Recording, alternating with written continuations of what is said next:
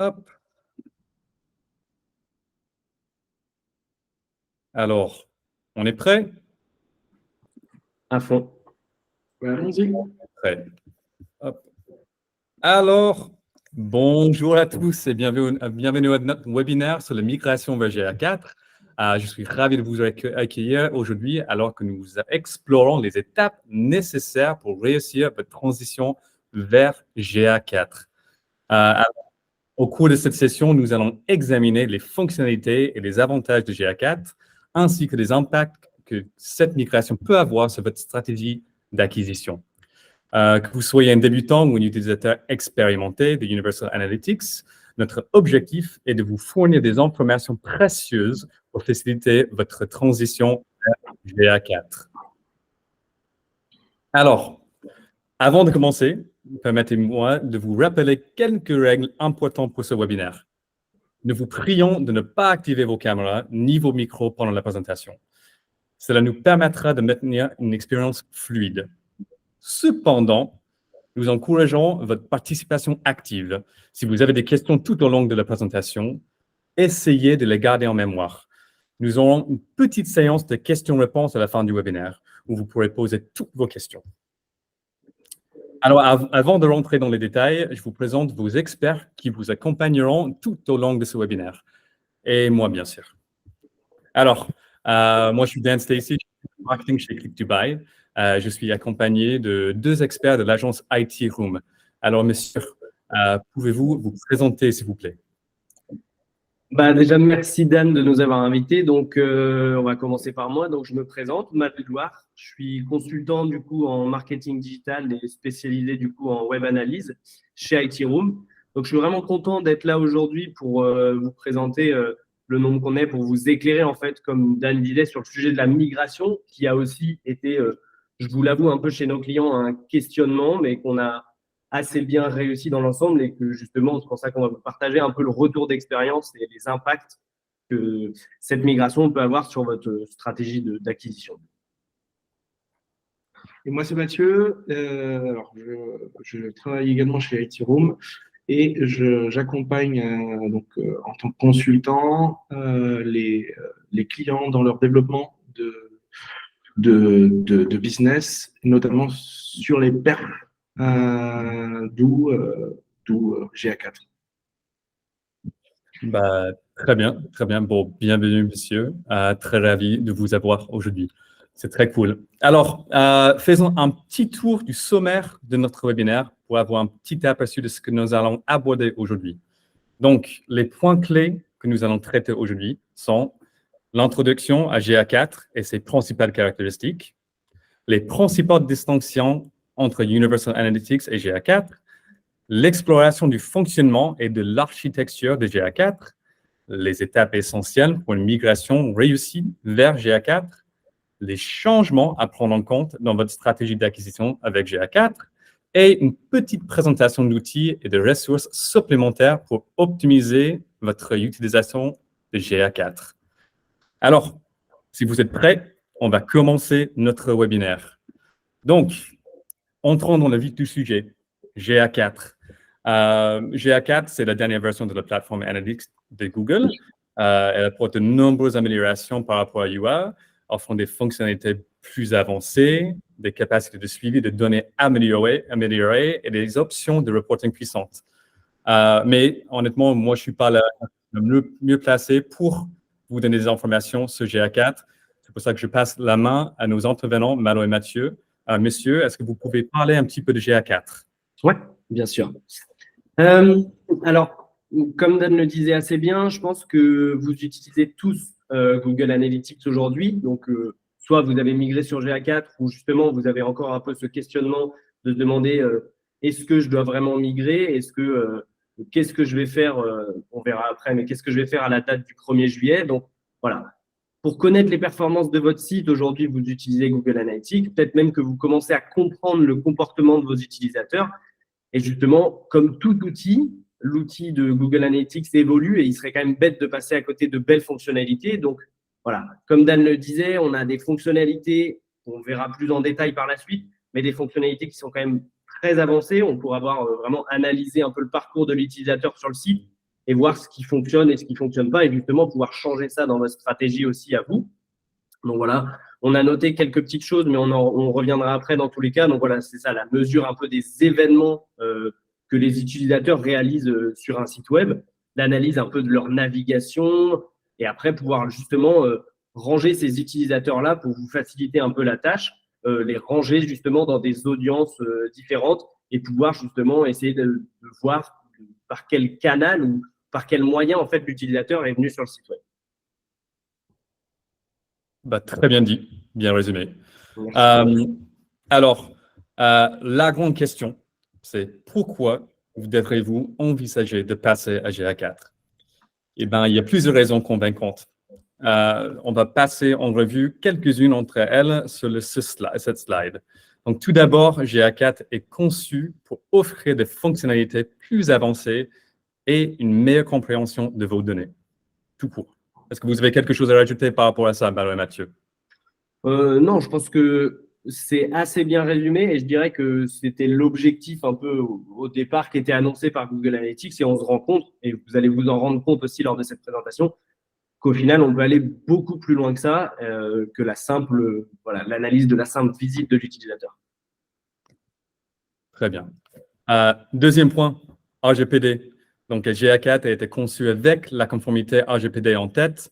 Il offre des fonctionnalités avancées pour vous aider à respecter les réglementations en matière de confidentialité des données et à protéger la vie privée de vos utilisateurs. Mathieu, je ne me trompe pas? Non, jusqu'à là, ça va, Dan. Donc, c'est vrai que c'est une question quand même qui est pas mal revenue sur la table aussi, parce que tout simplement, les entreprises évoluent, les besoins évoluent, et forcément, plus on va aller chercher de la donnée, plus on va aller près du client, et donc plus il va falloir respecter un certain nombre de règles. Et justement, ce règlement un peu de protection des données est quand même assez important, et c'est pour ça que voilà, Google Analytics, enfin Google en général et Google Analytics l'ont bien compris. Et c'est pour ça que, comme Dan l'a bien dit tout à l'heure, on a un accompagnement aussi pour essayer de respecter toutes ces règles-là au niveau RGPD, donc notamment l'anonymisation automatique des adresses IP, qui n'était pas le cas sur Universal Analytics. Le fait aussi que les utilisateurs, à chaque visite sur le site ou à chaque session, se voient attribuer un identifiant unique qui ne permet pas de les rattacher, et qui sont justement liés à des informations qui ne sont pas liées justement à des informations personnelles, tout ce qui est adresse mail, nom, etc., mais plutôt on le voit vraiment comme une chaîne de caractères, avec des chiffres et des lettres, donc pas moyen de retrouver l'utilisateur, entre guillemets. Donc, je me permets juste de rebondir sur le sujet. En parallèle, on est donc dans l'état aujourd'hui. C'est vrai que Google Analytics, si vous l'utilisez sans paramétrage, il ne va pas être conforme RGPD. C'est pour ça que vous avez des fonctionnalités à activer. De plus, la CNIL est revenue, notamment si vous avez suivi ce sujet, parce que c'était aussi dans l'actu. On disait initialement que Google Analytics, donc Universal Analytics, n'était pas RGPD. La CNIL est revenue sur ce sujet en disant attention, la version GA4 est désormais RGPD sous certaines conditions. Donc, il y a certains paramètres à mettre en place pour qu'elle devienne conforme RGPD. Donc, GA4 peut être conforme RGPD. Voilà. Peut-être, c'est le mot opératif dans cette phrase, en fait. Exactement. Là où on disait que ce n'était pas possible, ce n'est pas vrai. La CNIL est revenue dessus. Ouais. Voilà, il y a toujours besoin d'un petit paramétrage derrière, et toujours besoin d'une action de notre part. Toujours. Alors, et le dernier point, c'est assez clair. En fait, évolution Google Analytics and Experience, une historique de 15 ans d'expérience dans le métier. En fait, c'est juste, il n'y a aucune plateforme qui a ce niveau de connaissance, qui a ce niveau de puissance, en fait. Mathieu, vous êtes d'accord? Ouais, c'est vrai qu'aucune plateforme. Ouais, aucune plateforme. On a essayé un peu tant bien que mal d'explorer un peu les autres alternatives. Et c'est vrai qu'on a du mal à retrouver un peu toute la symbiose qu'on retrouve sur Google Analytics. Aussi parce qu'on utilise, entre guillemets, la plupart des autres outils du géant Google. En général, on fait sûrement de la publicité. Donc, c'est vrai que les liaisons sont déjà beaucoup plus facilitées, etc. Donc, à ce niveau-là, c'est vrai que, comme Dan le disait, on est sur 15 ans d'expérience et un outil qui est utilisé par par la grande majorité des entreprises. Et si je peux me permettre, le degré d'expertise de GA4 et des fonctionnalités disponibles sur GA4 de manière gratuite aujourd'hui par Google, offerte par Google sur leur service. Pour retrouver le même degré, ça vous coûterait beaucoup plus d'argent sur un autre outil sans avoir les mêmes degrés de finalité de la data. Ouais, donc, en fait, le choix est assez simple. Ouais, voilà. La question, c'est plutôt comment faire l'immigration, comment passer à GA4. Ce n'est pas pourquoi on devrait passer à GA4, c'est comment. Bien sûr. Exactement. Très bien. On va y venir. Alors, regardons de plus près le petit calendrier qu'on a fait là. Donc, nous sommes actuellement le 24 mai, ce qui signifie qu'il vous reste à peu près un mois pour effectuer votre configuration de GA4. Donc, voyons 2 scénarios possibles. OK? Donc, on a le premier scénario. Vous avez réussi votre migration vers GA4 et tout se déroule nickel. Donc, félicitations, vous pouvez rentrer chez vous ce soir, vous pouvez prendre une petite coupette, tout va bien. Ou bien, on a le deuxième scénario. Malheureusement, vous n'avez pas effectué la migration vers GA4 et là, ça va être un peu plus tendu. Mais ça va être jouable. Okay? Le temps est compté, mais il est encore possible de vous mettre à jour. Donc, Mathieu, entre 5 et 6 semaines, est-ce que ça vous semble jouable? Il faut compter à peu près combien de temps pour faire une migration? Alors, ça va varier en fonction des événements et de la data que vous voulez tracer. Sur une configuration basique, ça peut aller assez vite en soi. C'est pour ça qu'il faut vraiment l'anticiper. Vous avez encore le temps de le faire. Maintenant, si vous vous retrouvez le soir du 1er juillet sans data, voilà, vous allez perdre de la data, mais ça ne veut pas dire qu'il ne faut pas le configurer. Ça veut dire qu'il faut aller très très vite parce que les jours à partir du 1er juillet, ce seront des jours sans data que vous ne pourrez pas utiliser en comparatif sur les années à venir. Et c'est pour ça qu'en général, à partir du moment où il y a eu cette annonce qui nous a quand même un peu tous accablés du fait de, voilà, au début, on ne connaissait pas trop les fonctionnalités de l'outil, etc. On ne savait pas encore ce qu'était GA4 réellement et tout ce qu'on allait pouvoir avoir derrière. Donc, c'est vrai qu'au début, on se demandait un peu comment ça allait se passer, etc. Mais c'est vrai que, voilà, on a essayé de faire ça au plus vite aussi pour nos clients pour pouvoir avoir justement un historique, enfin, un maximum d'historique. Et même, voilà, aujourd'hui, comme Dan l'a dit, il vous reste un mois et dans tous les cas, voilà, c'est pas rétroactif. Ça veut dire que si vous migrez aujourd'hui, forcément, sur GA4, vous n'aurez pas les données d'hier et d'il y a 2 semaines, etc. Mais par contre, voilà, on tient juste à vous dire que plus vite vous y passez, plus vite vous aurez de l'historique et plus vite, justement, vous allez vous faire la main sur l'outil. Et vous adaptez aussi au nouveau champ. On le verra juste après, mais plus vite vous allez pouvoir le mettre en place. Ça va vous permettre aussi déjà de valider que tout fonctionne correctement en ayant un outil de comparaison qui est votre UA actuel. Bah, il y a un temps de check, de vérif en fait derrière, donc il faut… Exactement. Okay. Bien sûr, on ne pourrait pas dire qu'on fait une migration en un jour, par exemple. On étale plutôt une migration sur quelques jours. On n'est pas voire semaine sur l'analyse. Ouais. Voire semaine sur l'analyse, puisque à la limite, la mise en place peut prendre 1, 2 ou 3 jours maximum. Et puis après, on voit justement, on se laisse 1 ou 2 semaines, histoire de vérifier les remontées, voilà, notamment sur Google Analytics, mais aussi les conversions sur Google Ads, qu'on verra après. Oui, très bien. Vous pouvez nous partager quelques retours que vous avez eus de la part de vos clients par rapport aux migrations que vous avez effectuées? Bon, elles sont toutes bien effectuées. Alors, on va en parler juste après sur les champs qui différencient, parce qu'on a aussi on a deux changements radicaux. C'est qu'on change d'outil, certes, mais il y a aussi une adaptation au nouvel outil. Et c'est plus là, en fait, le grand dilemme, c'est que vous aviez vos habitudes avec Universal, parce qu'Universal, ça fait déjà quelques années. Et là, GA4 change beaucoup. Même on peut retrouver à peu près le même type d'informations, mais sous d'autres formes et pas forcément placées de la même manière. Et on en reviendra, GA4 en tant que tel, l'outil n'est pas forcément adapté à tout le monde, d'où la mise en place de l'outil secondaire sur lequel on va parler un peu, Looker. Voilà. Même si GA4 ressemble un petit peu à UA, ce n'est pas du tout le même outil. Hein. C'est pour ça. Exactement. Très bien. On va le voir juste après. Cool. Donc, qu'est-ce qui change? Qu'est-ce qui change? Donc, maintenant, parlons des indicateurs clés de GA4 qui jouent un rôle essentiel dans la mesure et la compréhension des performances de votre site ou de votre application. OK, avant de laisser nos intervenants approfondir chaque sujet, je vous donnerai juste un petit aperçu très rapide. Donc, on a les utilisateurs, les sessions, les événements, le taux d'engagement et les conversions. Maintenant, pour ceux d'entre vous qui sont déjà familiers avec UA, vous reconnaîtrez peut-être ces indicateurs, bien que les noms soient restés les mêmes. Pareil, la façon dont Google les calcule a beaucoup changé. OK? Donc, commençons par un des indicateurs phares de Universal Analytics, les utilisateurs. Cet indicateur a changé de manière assez radicale. Malo, Mathieu, pouvez-vous nous parler un petit peu de la mise à jour de cet indicateur et ses impacts, s'il vous plaît? Oui, bien sûr. Voilà, comme on le dit depuis le début, on essaye de vous faire comprendre que ça a changé, mais maintenant qu'on entre dans le vif du sujet, on va vous expliquer du coup qu'est-ce qui change réellement et en quoi, par exemple, les utilisateurs, vous allez devoir les regarder, entre guillemets, autrement.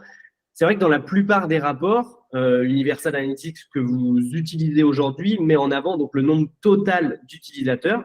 Donc, en fait, on se concentre, comme je viens de le dire, sur voilà, un total, une généralité et comment agit, entre guillemets, la généralité des utilisateurs.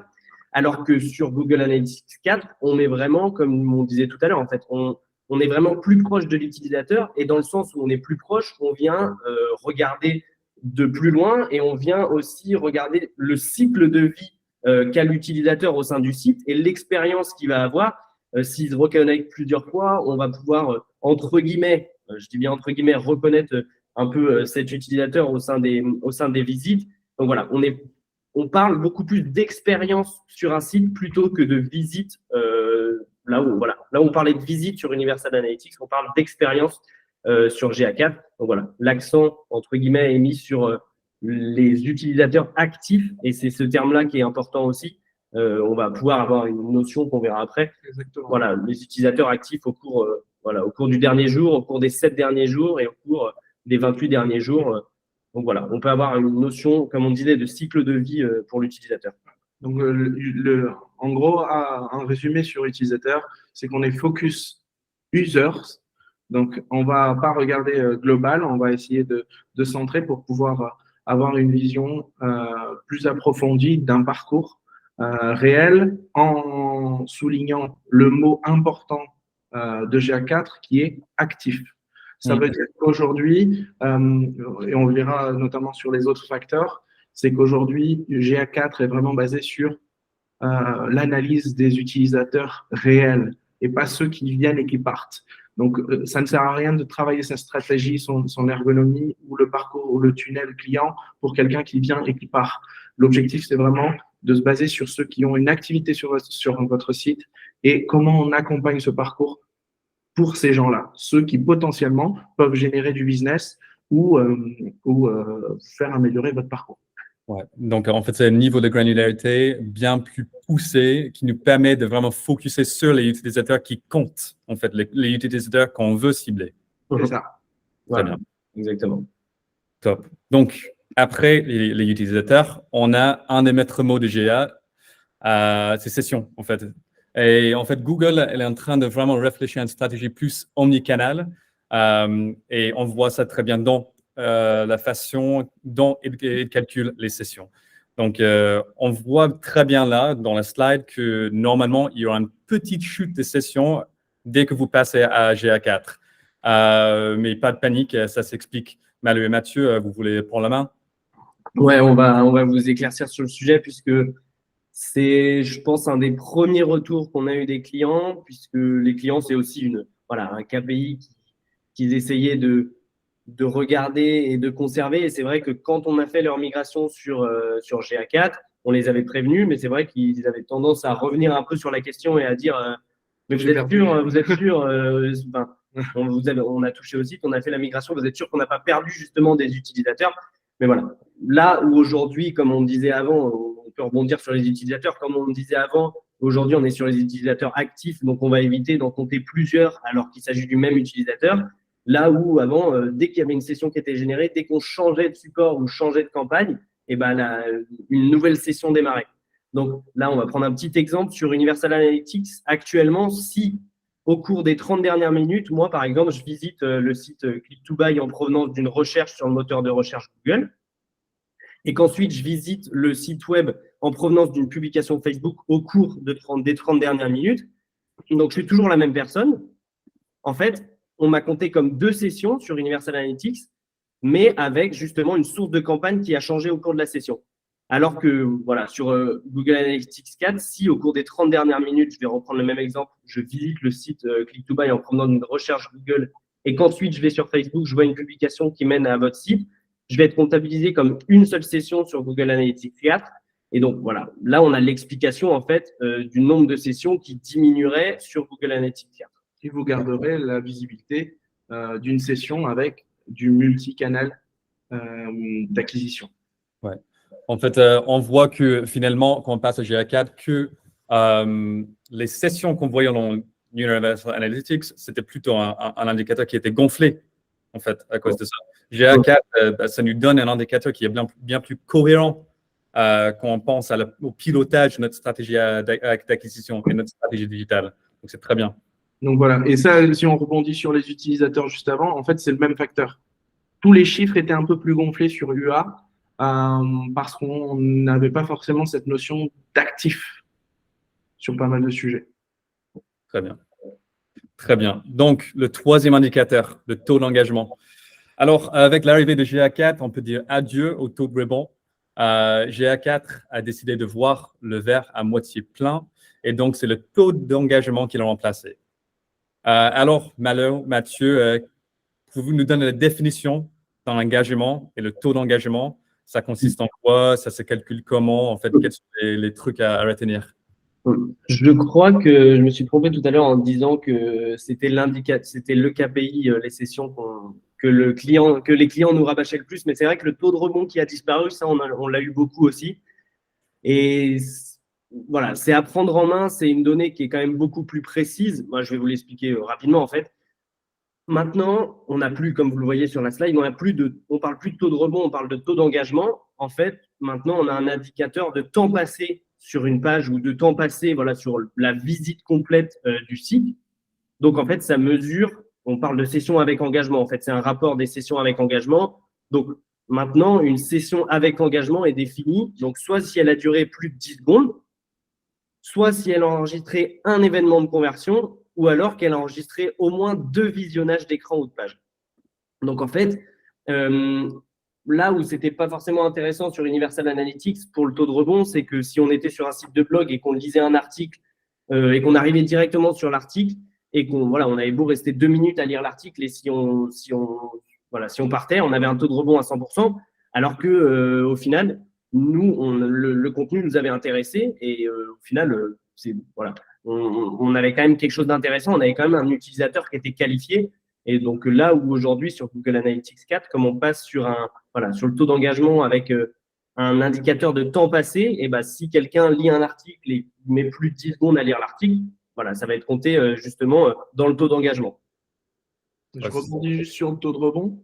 Alors, suite à la demande de beaucoup d'utilisateurs, comme c'est un KPI clé pour beaucoup d'activités, sur Universal, on avait le taux de rebond, GA4 ne l'avait pas. GA4 l'a mis en place, sauf qu'ils l'ont basé sur d'autres facteurs. En fait, ils n'ont pas repris l'ancien taux de rebond, ils ont juste fait l'inverse du taux d'engagement. Donc, c'est 100% moins le taux d'engagement égale le taux de rebond.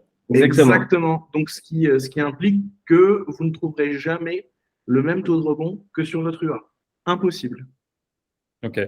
Donc, au global, est-ce qu'on constate que le nouveau taux de rebond qu'on voit dans GA4, c'est plutôt à la hausse ou c'est comparé au taux de rebond qu'on trouve dans UA? Je dirais c'est plutôt à la baisse même.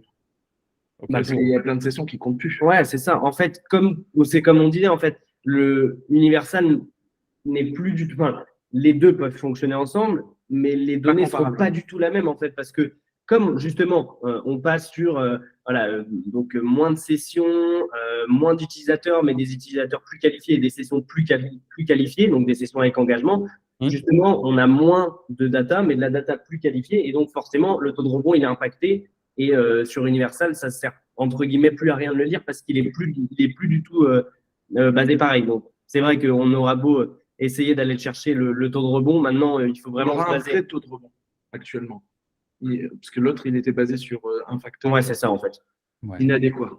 Maintenant, en fait, il faut vraiment se dire qu'à partir d'aujourd'hui, vous allez vous focus sur le taux d'engagement et essayer de le prendre en main. Parce que c'est vrai que même l'analyse du taux d'engagement, c'est pas non plus évident. Il faut essayer de le comprendre, déjà, comme je vous ai dit, qu'est-ce qu'est une session avec engagement et justement d'essayer de voir si ce KPI est intéressant pour vous ou est positif, justement. Donc, bref, on peut retrouver le taux de rebond donc GA4 maintenant, mais finalement, ça ne sert à rien de regarder.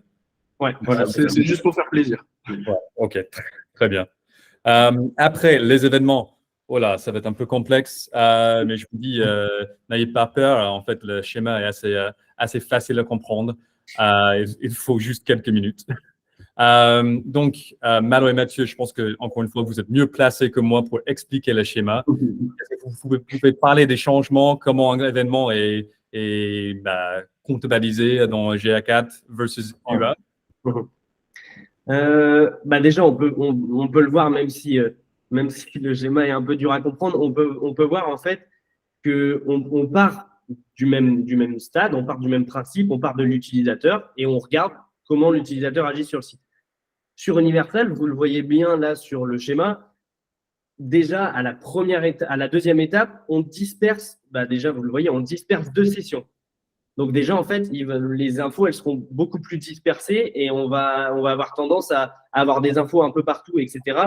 Et pas trop réussir à les relier parce que justement, il y a des sessions, voilà, on voit bien là sur le schéma qu'il y a des sessions qui ont généré des pages vues et d'autres des événements, etc. Et eux, ils différencient les pages vues des événements, là où sur Google Analytics 4, chaque action est un événement, en fait.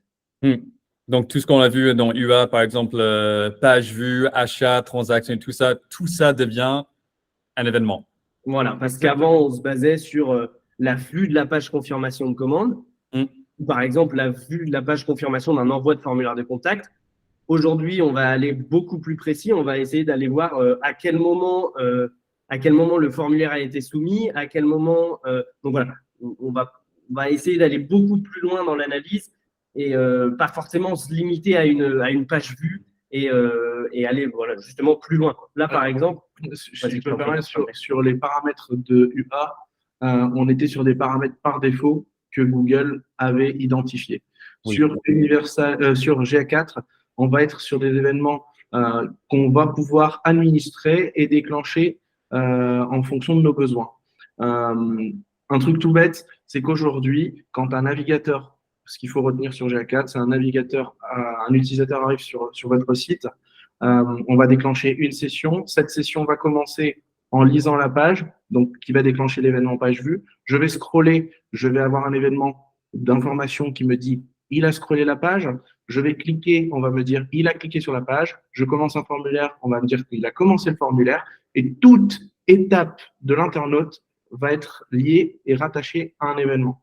Et cet événement, cette notion d'événement, c'est vraiment le gros changement de GA4 pour pouvoir notamment, et c'est grâce à ça qu'ils ont pu mettre en place ce taux d'engagement juste avant. Parce qu'on n'avait pas ce degré de finesse sur Universal, donc on ne pouvait pas avoir ce type d'information sur l'ancienne version. Voilà. C'est ça, se dire que là maintenant on arrive à avoir des événements à un peu tout et rien sur ce que fait l'utilisateur sur le site, et à chaque événement on peut rattacher toutes les infos qu'on va vouloir. Comme Mathieu disait, quand il arrive sur une page, nous par exemple, aujourd'hui on a l'information de l'événement de page vue, et raccroché à l'événement de page vue, on aura l'emplacement de la page de provenance, le type de la page, etc. Encore une fois, un niveau de granularité bien supérieur à ce qu'on trouve dans UA. Exactement. C'est très bien. Et en plus, je pense que ça fait une bonne transition pour parler du dernier indicateur, les confessions. Donc là, quand je vois ça, cette slide, je me dis, oh là, donc on peut avoir plusieurs conversions pour une seule session. Est-ce qu'on pourrait avoir un taux de conversion supérieur à 100% maintenant, vu que en fait, on pourrait avoir une session, mais plusieurs conversions pour un événement? C'est un peu ça la question. Est-ce qu'une session peut déclencher plusieurs conversions? Malo, Mathieu, est-ce que vous pouvez nous éclaircir un petit peu par rapport à ça? Ouais, la réponse est oui. Sur Google Analytics 4, justement, les objectifs, on parlait d'objectifs avant sur Universal, maintenant on parle de conversion. Donc les conversions, en fait, elles vous permettent, bon, ça je ne vais pas vous le répéter, mais de mesurer en fait les actions qui sont les plus importantes de vos utilisateurs. Si on est sur un site e-commerce, ça va être l'achat. Si on est sur un site de lead generation ou un site vitrine, c'est le formulaire de contact. Sur GA4, chaque fois qu'un événement de conversion se produit lors de la session, l'outil va le prendre en compte. Même s'il se produit plusieurs fois lors de la même session, il y aura plusieurs conversions qui seront enregistrées. Alors que, voilà, sur Universal Analytics, chaque session, en fait, elle comptabilisait qu'une seule conversion, même si un utilisateur effectuait plusieurs conversions, enfin, plusieurs fois la même conversion au cours de la même session. Je peux donner peut-être un exemple concret. C'est que vous êtes sur un site, notamment avec des livres blancs. La personne va naviguer, elle va s'inscrire pour recevoir un livre blanc, elle va naviguer, elle va s'inscrire pour un autre livre blanc. Il y aura bien 2 conversions qui vont être générées. Parce qu'il a bien, notre objectif, c'était potentiellement de fournir du livre blanc, de s'inscrire à 2 livres blancs. Donc, chaque livre blanc compte comme une conversion. Tout en sachant que, au même titre que la page vue n'est plus une page vue, mais un événement, la conversion s'est transformée aussi en événement. Ça veut dire qu'au-demain, si votre objectif n'est pas le purchase, vous pouvez ne pas le prendre en considération comme conversion. C'est vous qui allez définir qu'est-ce qui est réellement la conversion chez vous, dans vos objectifs. Ça veut dire que si votre conversion, c'est des formulaires, c'est les formulaires. Si c'est un devis, vous allez mettre sur le formulaire de devis. Si c'est le nombre de pages vues, votre objectif de conversion, ça sera ça. En fait, c'est vous qui allez définir. Et c'est pour ça qu'on peut avoir beaucoup plus de conversions et même des segmentations de conversion, des objectifs différents. Ça veut dire que moi, je regarde 3 choses, à la fois des conversions de vente, les conversions de formulaires, les conversions de machin. Donc, vous allez avoir potentiellement plusieurs conversions, mais qui peuvent être avec des objectifs différents. Ça veut dire qu'il y a un sacré travail de définition d'événements, de conversion, paramétrage en fait, avant de commencer avec GA4. Exactement. On s'active maintenant pour tester. C'est ça. C'est pour ça que, voilà, vous le verrez juste après, mais dans la question comment bien réussir sa migration, la première étape et qui est primordiale, en fait, c'est de préparer justement, maintenant que vous connaissez un peu toutes les nouveautés, de préparer justement qu'est-ce que maintenant, avec l'outil que vous avez, qu'est-ce que vous voulez réellement savoir et qu'est-ce que vous voulez réellement suivre en fait. Et parce que maintenant, vous allez pouvoir définir autant de conversions que vous voulez et voilà, vraiment la conversion là où aujourd'hui, avant, on était vraiment que sur des conversions qui, pour vous, entre guillemets, basique, universal. Là, avant, c'était Google qui définissait les événements qu'il souhaitait traquer. Maintenant, c'est votre job. C'est en fonction de votre activité, on vous laisse la main sur ce que vous voulez traquer et ce qui est événement et ce qui passe conversion. Ok. Ouais, effectivement, ça demande un certain savoir-faire pour tout paramétrer. Hein. Et dernière petite info qui est sortie il n'y a pas très très longtemps, il y a 2-3 semaines. En fait, il y avait certaines personnes aussi qui se plaignaient un peu de ce nouveau mode de calcul pour les conversions. Donc, voilà. Donc, maintenant, sur GA4, pour chacune des conversions, et c'est ça qui est intéressant aussi, on peut moduler si on va compter la conversion une fois par événement. Donc, à ce moment-là, on pourra avoir plusieurs conversions au cours d'une même session. Ou alors, une fois par session. Donc, après, peut-être qu'il y a des conversions qui vous allez vouloir les compter. Voilà. C'est l'exemple du livre blanc. Vous avez la possibilité de paramétrer en disant, OK, moi, l'objectif, c'est livre blanc. Mais s'il en télécharge un, ça me suffit. Donc, je veux savoir juste s'il a au moins téléchargé un livre blanc dans sa session. Et on va compter une conversion à la session. Ou alors, vous pouvez dire, oui, j'aimerais savoir combien de livres blancs il a téléchargé dans sa session. Et auquel cas, on va pouvoir paramétrer pour pouvoir en avoir 2. On a des chiffres un peu plus gonflés. Des 200, 400%. OK, donc ce sont les 5 indicateurs clés. Bien sûr, il y a plein d'autres changements qu'on voit dans GA4 comparé à UA, mais ce sont les 5 indicateurs qu'il faut vraiment mettre en avant. Sinon, ce qu'il faut retenir, même si on retrouve l'indicateur taux de rebond dans GA4, le voilà, il est là. Donc, en fait, on retrouve tout ça ici, mais le seul truc vraiment qui change, qu'on ne trouve pas dans UA, c'est le taux d'engagement. C'est l'engagement qui est roi sur GA4. Donc, il faut garder ça en tête. C'est vraiment une plateforme user first, basée sur l'engagement. Exactement. Oui, et alors je rebondis juste sur ce que tu as dit, Dan, par rapport au taux de rebond. Tu l'as dit tout à l'heure et il faut le ressouligner. En fait, même s'il est là, Google a mis le taux de rebond pour faire plaisir à certaines personnes, sauf qu'il ne sert à rien. Aujourd'hui, basez-vous sur le taux d'engagement, c'est vraiment le facteur clé de GA4. On veut savoir en tout cas quel utilisateur s'engage et est actif sur votre site. On s'en fout un peu de qui est parti. Donc l'objectif, c'est vraiment de travailler votre parcours en fonction des gens qui sont actifs sur votre site. Très bien dit, très bien dit. Alors, passons à comprendre le fonctionnement et les nouveautés dans GA4. Alors, même si l'interface de GA4 ressemble à celle de UA, le fonctionnement est très, très différent comparé à ses prédécesseurs. OK, donc nous avons sélectionné 4 nouveautés / mises à jour dans GA4 à mettre en avant aujourd'hui. Alors, le premier, c'est le fait que ça soit très, très user-first. Donc, il y a un focus sur les événements et les interactions. Le mode d'attribution plus avancé, des fonctionnalités améliorées de confidentialité des données et des prévisions générées grâce à l'intelligence artificielle. Donc, la première nouveauté dans GA4, c'est le fait que ça soit très, très user-first. Je pense que vous en avez parlé déjà un petit peu, mais est-ce que vous pouvez donner un peu plus de contexte par rapport à cette nouveauté, cette fonctionnalité ou ce champ?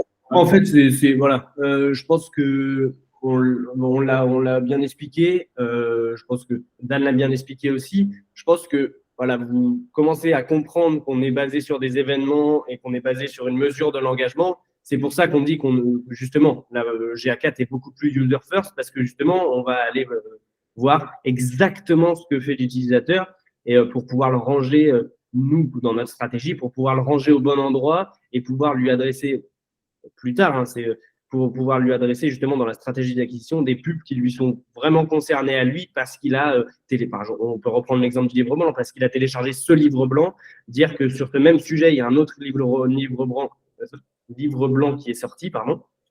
Donc voilà, en fait, la plateforme est user first, exactement, et je pense que là, on peut voir sur cette capture d'écran, là, c'est ce que vous allez retrouver dans Google Analytics 4. Voilà, c'est tous les événements que vous avez décidé justement de suivre. Et les conversions n'ont jamais été aussi faciles à définir, puisque là, vous voyez que vous avez une case, entre guillemets, à cocher, que vous allez dire, par exemple, moi, voilà, session start, c'est chaque fois que quelqu'un démarre une session, par exemple, pour vous, ça peut être une conversion. Donc, vous allez la cocher en conversion. Par exemple, vidéo progress, si vous avez une seule vidéo sur votre site et que vraiment c'est une vidéo que vous voulez savoir si les gens la regardent, etc., et ben vous allez la mettre en conversion, etc. Donc là, par exemple, on peut voir que sur cette capture d'écran, ce qui a été mis en conversion, c'est le file download, le téléchargement de fichiers et justement les inscriptions à ce webinaire-là. Très bien. Bon, en fait, ça ne sert à rien de passer trop de temps sur cette slide, car je pense qu'on a déjà abordé le sujet plein de fois de webinaire déjà. Je pense qu'on va pas mal toucher sur le sujet juste après. Donc, on va passer à cette slide, donc modèle d'attribution. Donc, comme vous le savez tous les gens qui bossent dans le marketing digital, attribuer du crédit aux canaux appropriés afin que vous puissiez maximiser votre ROI et votre temps sur des sources qui sont performantes. C'est primordial en pilotant sa stratégie digitale. Il n'y a pas de secret là. Donc, Malo, Mathieu, est-ce que vous pouvez nous parler des modèles d'attribution et comment ça fonctionne en GA4? Comparé à UA, la façon dont GA4 attribue les conversions, c'est beaucoup plus avancé, non? Ouais. Pour reprendre un exemple, par exemple, si un utilisateur découvre le site Click2Buy pour la première fois et qui clique sur une annonce publicitaire sur les réseaux sociaux, en fait, il va parcourir quelques pages, mais par exemple, il ne remplit pas de formulaire de contact, il ne prend pas forcément d'action immédiate, parce qu'on parle de cycle de vie, il ne prend pas d'action immédiatement, mais il revient plus tard et il effectue une recherche organique sur Google, et donc il revient sur votre site pour effectuer un achat. Donc, ça veut dire que là, on a deux sources différentes. On a l'annonce publicitaire, donc c'est les réseaux sociaux, et une deuxième fois via la recherche organique, parce que justement, il vous a connu par les réseaux sociaux et quand il est revenu avec la recherche organique. Dans Universal, Universal avait tendance à attribuer justement cette conversion entre guillemets au last click. Donc là, par exemple, par défaut, Universal Analytics aurait attribué la conversion, donc ici le formulaire de contact, exclusivement à la recherche organique parce que ça aurait été le dernier canal qui a réalisé entre guillemets la conversion. Donc l'annonce publicitaire sur les réseaux sociaux, elle aurait reçu aucune attribution pour la conversion, alors que c'est quand même elle qui a servi à ce que l'utilisateur revienne sur votre site, sur le site Click2Buy, notamment par la recherche organique.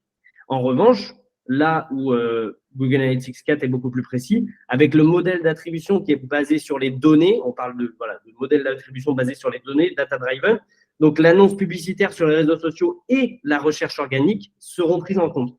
Donc GA4, en fait, va reconnaître que l'annonce publicitaire a initialement attiré l'utilisateur sur le site et qu'elle a joué aussi un rôle important dans l'engagement initial. Puis la recherche organique a conduit aussi l'utilisateur à revenir sur le site pour effectuer l'achat. Donc là, on a vraiment une perspective beaucoup plus grande et beaucoup plus complète de l'attribution en considérant justement l'ensemble du parcours de l'utilisateur via tous les canaux marketing. C'est quand même incroyable comme fonctionnalité. Franchement, Google ne le met pas assez en avant car en fait, pendant très très longtemps, on a tous galéré, mais tellement à trouver des solutions, des outils pour justement nous aider avec les modes d'attribution.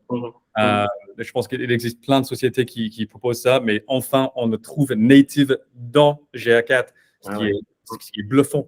C'est vraiment top. C'est vrai qu'avant, ça nous demandait aussi énormément voilà, comme tu dis, c'était un peu un travail de longue haleine d'essayer de savoir est-ce que notre campagne, elle a performé. Ok, l'utilisateur, il est venu sur le site, ça a généré une impression, ça a généré une visite, mais est-ce qu'au final, la conversion qui a été réalisée 3 jours après, est-ce que c'était le même utilisateur? Est-ce que ça a été, est-ce que ça a contribué? Donc, est-ce que ma publicité a contribué? Donc, c'est pour ça que, voilà, par exemple, vous allez voir dans vos statistiques GA4 des fois des 1,5 ou des 1,25.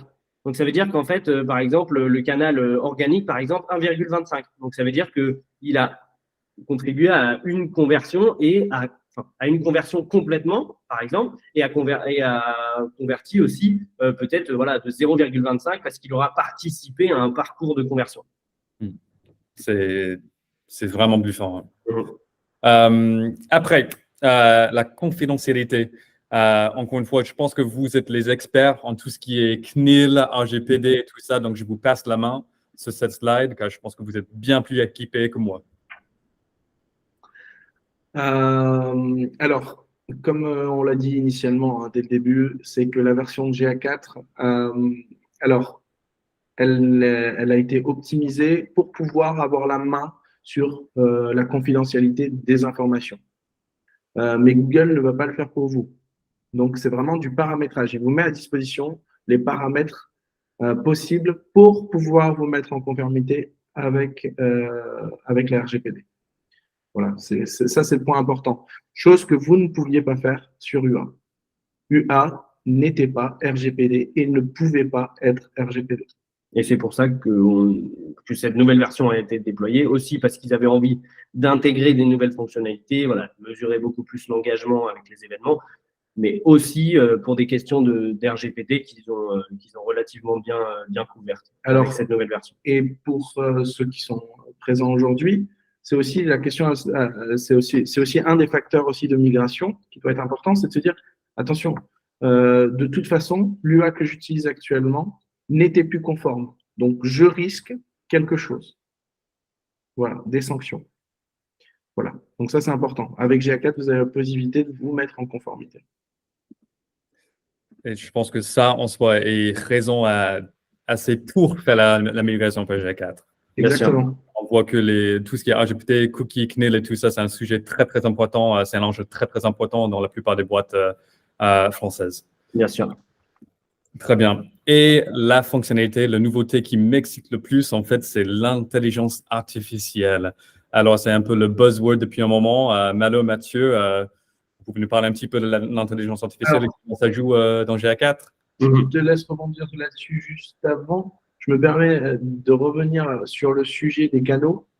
Il y a une grande partie d'intelligence artificielle aussi sur les canaux, la répartition des canaux, d'où le fait que sur les 24-48 heures, toutes les informations vont être rattachées au référent par défaut.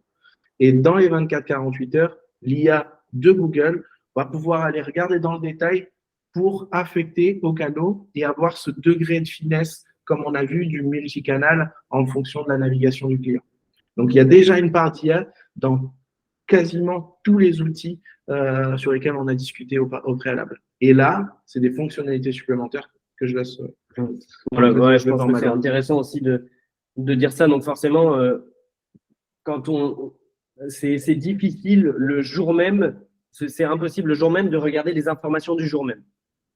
Le jour même, on va pouvoir vérifier les informations d'hier, mais le temps que Google agrège la donnée et remplace et mette justement les conversions dans la bonne case et au bon endroit et voilà, et affecte la conversion à plusieurs points de conversion selon les canaux, ça va prendre un peu de temps, en général 24-48 heures. C'est pour ça que les données, on les aura en temps réel pendant 30 minutes, mais il va falloir revenir quelques jours après pour repasser sur les données. Donc voilà, comme Dan l'a bien introduit, donc sur l'intelligence artificielle, donc il y a cette partie-là aussi, mais on va aussi avoir, là le screen est assez parlant, c'est la probabilité de churn. Le churn, c'est l'attrition des clients, donc la perte des utilisateurs. Donc comme vous pouvez le voir sur la capture d'écran, en fait, Google Analytics 4 va suggérer des audiences prédictives, en fait, qui vont être basées, comme je vous le disais, sur la probabilité d'achat ou bien de perte d'un utilisateur. Après, on préfère aussi vous prévenir là-dessus que ces données, en fait, elles sont très intéressantes puisque c'est des analyses aussi de comment agissent vos utilisateurs, mais ça reste aussi que des prévisions et des prédictions et elles reflètent jamais totalement la réalité parce que voilà, déperdition, par exemple, elle peut être due de plusieurs raisons qui sont complètement indépendantes à votre activité, mais on essaye quand même d'avoir une idée globale un peu de ce que va à quel moment l'utilisateur est entre guillemets paré à faire une conversion ou à faire un achat avec un laps de temps assez court. Donc, pour commencer, c'est très bien, mais il faut il faut affiner derrière, en fait. Il faut passer la main. Bien sûr. OK, très bien. Donc, focus cookies. Donc, il faut qu'on parle un petit peu de cookies, sinon, il faut. Donc, traquer les utilisateurs en ligne est de plus en plus difficile avec la date d'échéance pour les cookies tiers qui approchent rapidement. Et avec 75% à peu près des utilisateurs de iOS qui optent pour ne pas être suivis, ça devient encore plus compliqué en fait. Alors, comment suivre le comportement de nos utilisateurs s'ils nous indiquent de ne pas le faire? Avez-vous des idées, Malo, Mathieu? Moi, je dirais qu'il faut avant tout donc, réfléchir à la donnée qu'on veut vraiment aller chercher, réfléchir, comme vous le direz n'importe quelle personne qui travaille dans la data, aller chercher de la data, aller chercher trop de data, c'est au final ne pas aller en chercher, puisqu'il va vraiment une donnée, une data, elle est concrète et elle est intéressante que si elle est bien visée en fait. Donc c'est pour ça que je vous ai pris juste deux exemples avec les données, la data première partie et les données troisième partie. Donc ce qu'on appelle les données première partie, c'est que par exemple quand vous rentrez dans un magasin, demain, vous allez faire un achat dans un magasin, vous êtes filmé parce que les caméras de vidéosurveillance vous filment ça. On va pas, on suit votre parcours sans forcément vous demander votre consentement et c'est normal. Mais cependant, par exemple, là, on était vraiment sur la partie données première partie, donc qui est vraiment, on va juste essayer de suivre la navigation au sein du site, les événements, etc. Tant qu'on ne fait pas intervenir de cookies tierces, il n'y a pas besoin entre guillemets de consentement. Cependant, à partir du moment où les cookies tierces interviennent, donc par exemple Facebook ou Google Ads, etc., c'est là qu'on va devoir demander un consentement et justement mettre des cookies en demandant justement l'autorisation entre guillemets de tracer d'utilisateurs à cet endroit-là. Si je reprends l'exemple de l'achat dans un magasin quand on vient dans un magasin de vêtements, c'est comme si en sortant, il y avait un drone ou quelqu'un qui vous suivait à la sortie et qui suit tout ce que vous allez faire par la suite. Donc forcément, vous allez devoir donner votre consentement et le cookie Facebook vous suit sur le site, mais aussi partout où vous naviguez ensuite en général. Alors après, c'est assez simple. Je pense que c'est vraiment… il faut essayer de prendre un peu de recul et essayer de comprendre pourquoi la CNIL a mis ça en place et quel est l'objectif. C'est vraiment l'objectif, c'est en fait de vraiment… en fait, on était en train d'arriver dans un monde de data qui était un peu dangereux dans le sens où tout le monde conserve tout sans nécessité. Donc la CNIL est revenue là-dessus en disant OK, la data, déjà de une, il faut l'autorisation, de deux, il y a des réglementations. Ça veut dire que même si vous avez le consentement de certains clients, il y a des données que vous ne devez pas connecter ou que vous ne pouvez pas collecter tout simplement si vous ne les utilisez pas. Un truc tout bête, c'est que pendant des années, sur beaucoup de sites, on vous demande votre date de naissance. Votre date de naissance, mais sans nécessité. Si vous vendez de l'alcool ou vous vendez des biens à usage de plus de 18 ans, c'est logique de demander la date de naissance. À partir du moment où vous ne l'utilisez pas, pour la stocker, vous êtes en train de demander une information personnelle sans utilisation.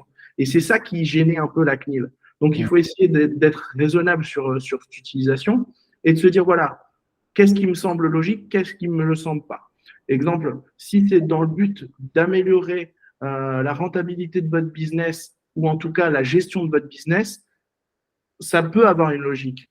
Maintenant, si c'est dans un but tiers qui peut être néfaste à l'utilisateur de votre site, c'est simple, mettez-vous à la place de l'utilisateur de votre site. Est-ce que vous aimez recevoir des spams? Est-ce que vous aimez être traqué? Est-ce que vous aimez avoir des campagnes de publicité quand vous dites un mot-clé à l'oral et de voir 50 pubs à droite à gauche? Voilà, il y a aussi ce degré de privatisation d'informations qu'il faut laisser à l'internaute. Donc, c'est un peu logique en soi. Maintenant, il faut essayer de trouver le juste milieu parce qu'on a nécessairement aujourd'hui sur le web besoin d'informations statistiques pour pouvoir suivre la performance de nos campagnes parce que c'est un point de vue business, mais c'est aussi un point de vue de santé d'entreprise. Ça veut dire que si on n'a pas ces informations-là, on peut dire au revoir aux entreprises. Bien sûr. Si on ne sait pas, quand on met 1 euro sur un canal, combien il nous rapporte, autant dire qu'on n'a plus d'avenir, entre guillemets. Donc, c'est pour ça que la CNIL ne va pas aller vous chercher si vous essayez de faire les choses raisonnablement. Essayez vraiment de penser à votre business et pas de se dire « je prends tout et je verrai plus tard ». Ce n'est pas comme ça que ça fonctionne. Il faut juste exploiter les données que vous récoltez. Exactement. Exactement. Pour pas récolter des données inutiles. Et essayer de faire un tri de temps en temps aussi et de dire, voilà, cette information, elle était intéressante pour cette campagne-là, mais je ne l'utilise plus, donc je vais supprimer parce que ça… Alors, et ça fait revenir aussi sur le sujet toujours de la CNIL qui avise, au-delà des cookies ou des informations que vous allez pouvoir récupérer, vous avez une obligation de donner un délai. C'est-à-dire que vous récoltez un panier abandonné aujourd'hui, il ne vous sert à rien dans 6 mois. Donc, on vous demande de donner un délai de conservation de cette information et au-delà de ce délai, vous n'en avez plus besoin. Donc, on vous demande de supprimer cette information. C'est un clean. Voilà. Ouais. Très bien. OK. Bon, on a parlé assez de cookies. Il faut qu'on parle le nerf de la guerre, la migration. Donc, Malo, Mathieu, je vous passe la main. Je pense que j'ai parlé suffisamment. C'est à vous, monsieur. Donc, ouais, c'est ça. On arrive vraiment vers la fin du webinaire et déjà, on vous remercie d'être resté jusqu'ici et on va aborder les grands points qui vont vous être utiles à vous aujourd'hui et les actions que vous allez déjà pouvoir engager aujourd'hui pour préparer au mieux votre migration. Donc, en fait, la première, elle peut paraître toute bête, c'est préparer votre plan de migration. L'idée, comme on vient de le dire, et ça va être un peu de la redite, mais c'est vraiment penser à une stratégie de collecte de données, d'identifier les informations clés. C'est vraiment tout ce qu'on a dit avant, en fait, d'essayer de voir quels objectifs vous voulez suivre, quels KPI aussi vous voulez suivre, les événements, les conversions, etc. Et ensuite, après, faire tout ce qui est les petits ajustements techniques de voilà, mettre en place le filtrage interne, l'exclusion des adresses IP, etc. Mais aujourd'hui, ce que vous allez pouvoir faire déjà et poser peut-être sur papier ou essayer de réfléchir même vous-même, c'est aujourd'hui, avec ce que je viens d'apprendre aujourd'hui dans le webinaire, qu'est-ce qu'au final, je ne pouvais pas suivre avant et qu'est-ce qu'au final, je voudrais suivre maintenant et quel KPI justement va m'intéresser aujourd'hui. Donc ça, c'était la première, voilà, la première réelle étape. La deuxième, c'est forcément créer votre propriété GA4 et un flux de données. Donc, ce qu'on appelle un flux de données, c'est ce qui va permettre de faire la liaison entre voilà, les informations de votre site et GA4. Donc, voilà. Aujourd'hui, ce que vous pouvez déjà faire, c'est cliquer sur l'assistant de migration vers GA4, de créer une nouvelle propriété, créer aussi votre flux de données pour commencer, voilà, entre guillemets, à l'avoir mis en place et avoir plus qu'à renseigner, entre guillemets, les identifiants et faire quelques paramétrages. Je ne sais pas si tu as d'autres choses à dire là-dessus. Non. Activer aussi la collecte des données sur vos sites web et applications. Donc, c'est voilà, exactement ce qu'on a dit tout à l'heure. Mais on va rajouter un truc aussi là-dessus, c'est activer les signaux Google.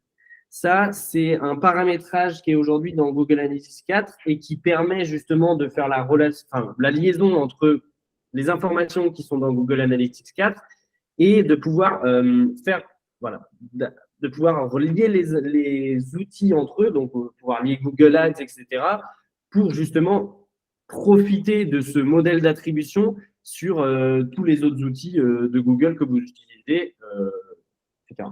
Alors, je vais juste rebondir sur l'association de votre compte GA4. Attention, quand vous allez basculer de UA vers GA4, vous avez certainement des outils type Google Ads en place et autres, de bien définir sur ces comptes-là les nouveaux objectifs de conversion et de bien le plugger à GA4. Sinon, vous allez être sur les anciens UA et le jour où ça va couper, vous allez dire « Ah mince, j'ai oublié de me baser en fait sur les nouvelles conversions qui sont celles de GA4. » Et ça pour tous les autres outils. Donc, de bien faire à la fois la migration GA4, mais également d'aller sur les outils tiers, donner la nouvelle source d'objectifs de conversion. Voilà, donc c'était très bien expliqué, mais je pense qu'aujourd'hui, comme on disait, voilà, d'essayer d'aller chercher tous les événements sur le site, de pouvoir aller vraiment dans la précision. Aujourd'hui, on parle aussi de Tag Manager, je ne sais pas si vous en avez déjà entendu parler, mais c'est un outil qui va vous permettre en fait de configurer toutes les balises de suivi nécessaires. Avant, Universal pouvait marcher juste avec un script sur le site qui déclenchait des pages vues, etc., parce qu'il n'y avait pas besoin d'énormément de données. Mais là, on va aller chercher plus loin des téléchargements, des scrolls, des pages vues, des soumissions de formulaires de contact. Il va falloir utiliser Tag Manager. Donc ça aussi, c'est un outil qui demande de la prise en main. Et voilà, mapper justement vos événements. Donc, c'est ça ce que je disais, en fait, c'est justement analyser les événements que vous suivez actuellement dans Universal Analytics et identifier un peu leurs équivalents dans GA4. Exactement. En fait, Tag Manager va vous permettre de rajouter une balise sur votre site qui va vous permettre notamment de dire, bah voilà, dans Tag Manager, je vais paramétrer des balises qui vont me dire quand l'internaute clique là-dessus, ça va déclencher ça. Et ça, dans GA4, je vais le nommer comme événement Intel. Et c'est cette information-là qui va remonter dans GA4 et qui va me permettre ensuite de dire, bah ça, cet événement-là, en fait, c'est une conversion pour moi, et ainsi de suite. Donc voilà, je pense qu'on a à peu près fait le tour un peu du plan d'action. Donc voilà, n'hésitez pas de revenir vers nous. Donc si vous avez des questions, on va clôturer sur les impacts sur la stratégie d'acquisition pour pouvoir rapidement faire les questions par la suite. Donc voilà, les impacts sur la stratégie d'acquisition, je pense qu'on les a tous à peu près abordés. Donc les mesures de la conversion, comme c'est exactement ce qu'on vient de dire tout à l'heure, de bien relier votre Google Ads avec GA4 pour pouvoir profiter justement de l'attribution des canaux et des nouveaux événements pour les conversions. Attribution des canaux, c'est exactement ce qu'on disait aussi tout à l'heure. Donc voilà, profiter aussi de GA4 pour pouvoir avoir une nouvelle attribution beaucoup plus précise des canaux qui vont potentiellement aussi impacter vos performances publicitaires. Et aussi, dans ce cas-là aussi, votre audience, la segmentation des audiences et le ciblage. Ok. Et là, juste en parallèle, hein, n'hésitez pas, je vois qu'il n'y a pas encore de commentaires. Si vous avez des questions ou autres, vous pouvez commencer à les poser. Ça nous permet aussi ouais. Et vas-y, tu as fait le tour de tous les data. Ouais. Donc, ouais, si vous avez des questions, n'hésitez pas à les noter dans le chat et on fera un plaisir de vous répondre dans tous les cas. Et voilà, donc si on va continuer juste avec la dernière slide. Ouais. Donc, comment aller encore plus loin? Donc, en fait, pour mieux exploiter GA, quels sont les outils qu'on pourrait intégrer ou qu'on pourrait brancher à GA4 pour justement profiter davantage? Donc, Malo, Mathieu, Looker Studio, Google Ads, vous connaissez Alors assez. moi c'est mon petit bébé, hein, Looker Studio. J'adore cet outil. Alors, il n'a pas été pensé uniquement Google. C'est ça aussi le grand avantage. Looker Studio, ça va être un tableau de bord qui va vous permettre d'agréger euh, toutes les sources de données à la fois de Google et des sources externes pour pouvoir avoir des tableaux centralisés. C'est-à-dire, tout simplement, sur un Looker Studio, vous pourrez récupérer, si vous avez un CMS type Magento, PrestaShop ou WordPress, les informations sources de votre back-office. Vous pourrez également récupérer les informations de Google Analytics, potentiellement de votre Search Console, d'outils tiers de SEO comme Ahrefs, SEMrush.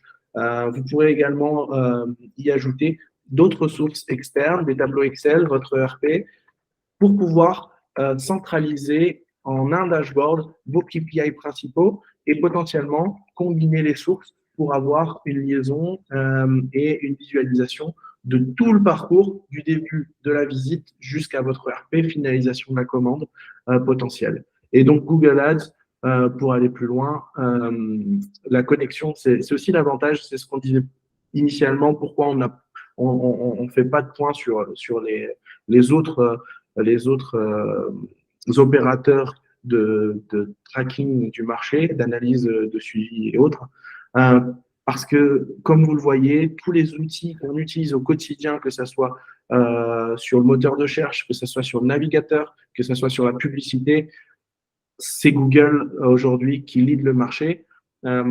D'utiliser un outil d'analyse Google, ça me semble totalement cohérent pour analyser la sphère Google, qui est aujourd'hui la numéro 1 et qui risque de ne pas bouger beaucoup sur les prochaines années en tout cas, parce qu'il y a quand même quelque chose, je ne sais pas si en tout cas on a réussi à vous transmettre cette information, mais voilà, c'est juste un outil génial qui va vous permettre d'aller beaucoup plus loin dans vos analyses. Et juste pour répondre à Lise-Marie sur la différence entre Data Studio et Looker Studio, c'est exactement la même chose.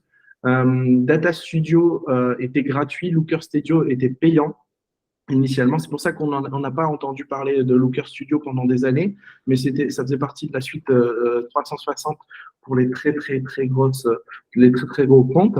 Vu qu'on est dans une génération EA et que Looker a beaucoup de fonctionnalités avancées, Google a fait disparaître Data Studio pour le transformer en Looker Studio et fusionner les deux pour garder toutes les fonctionnalités des deux outils centralisés en un seul et même outil. Donc, si vous connaissiez avant Data Studio, en fait, c'est devenu Looker Studio dans un but de centraliser le tout et justement, comme disait Mathieu, de pouvoir rendre, entre guillemets, beaucoup plus accessible l'intelligence artificielle aux entreprises. Et ce que permettait Looker avant, on va le combiner dans Looker Studio. Et justement, il y a beaucoup plus de possibilités que sur Data Studio avant. Et pour ne pas oublier Juva Santé, quelle est la date limite pour effectuer la migration? On est au 1er juillet. Donc, surtout, je vais être un peu brusque, mais il faut se bouger si vous voulez conserver votre data et pouvoir être serein et bien dormir